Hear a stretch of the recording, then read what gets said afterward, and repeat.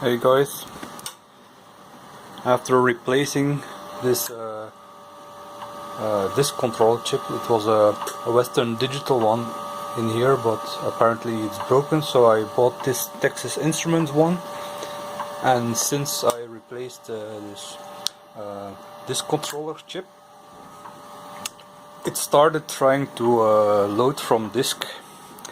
However, it seems to be in an endless loop. It doesn't really load any software, so I don't know, maybe I think the disk drive will need to be refurbished even more.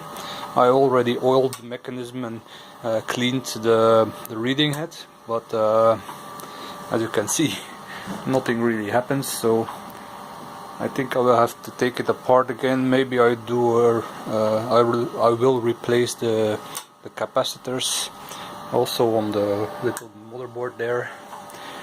So, well, we'll see if that helps.